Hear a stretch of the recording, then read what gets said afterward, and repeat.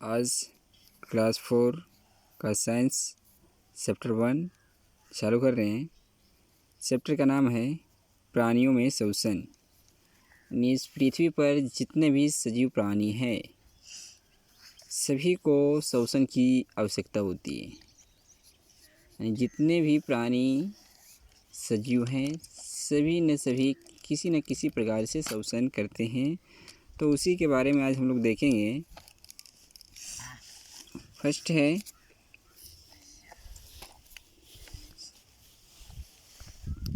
सभी प्राणियों को कार्य करने और विभिन्न शारीरिक क्रियाओं को करने के लिए ऊर्जा की आवश्यकता होती है। यानी सभी प्राणी पृथ्वी पर जितने भी प्राणी हैं सभी को शारीरिक क्रिया यानी कि शारीरिक विकास के लिए अथवा किसी काम को करने के लिए ऊर्जा की आवश्यकता होती है। यानी कोई भी काम करने के लिए सजीव प्राणियों को ऊर्जा की आवश्यकता होती है।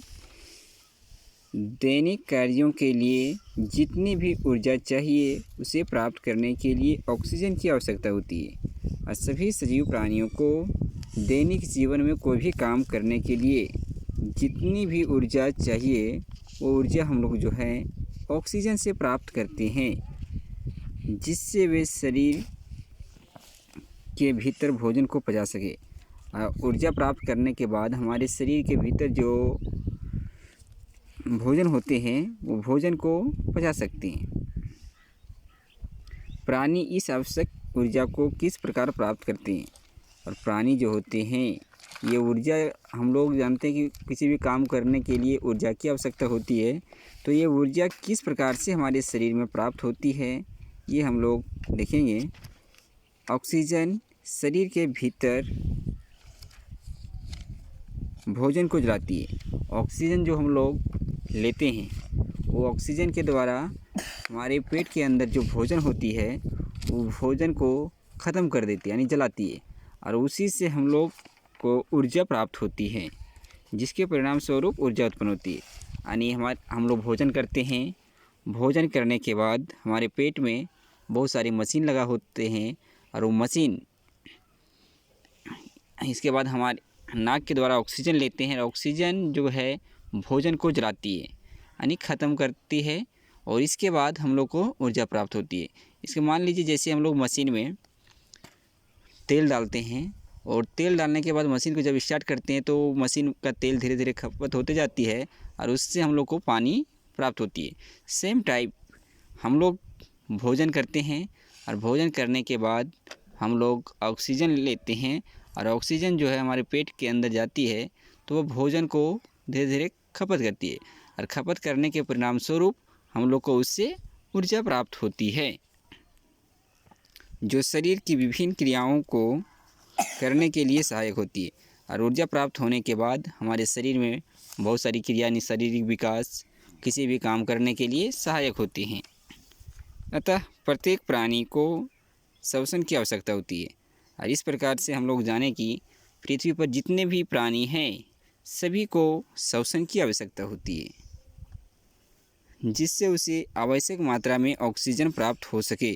और इस कारण से पृथ्वी पर जितने भी सजीव प्राणी हैं सभी को आवश्यक मात्रा में ऑक्सीजन प्राप्त होना ज़रूरी है।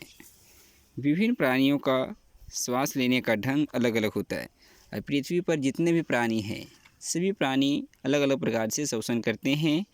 तो अगला देखेंगे हम लोग कि कौन से प्राणी किस प्रकार से श्वसन करते हैं। तो सबसे पहले देखेंगे अनेक जंतु फेफड़ों से श्वास लेते हैं। कुछ ऐसे जंतु होते हैं जो फेफड़ों के द्वारा श्वसन करते हैं। तो सबसे पहले स्तनधारी और सरीसृप, पक्षी, जलचर, स्थलचर तथा मनुष्य जैसे स्तरीय प्राणी अपने फेफड़ों से श्वास लेते हैं।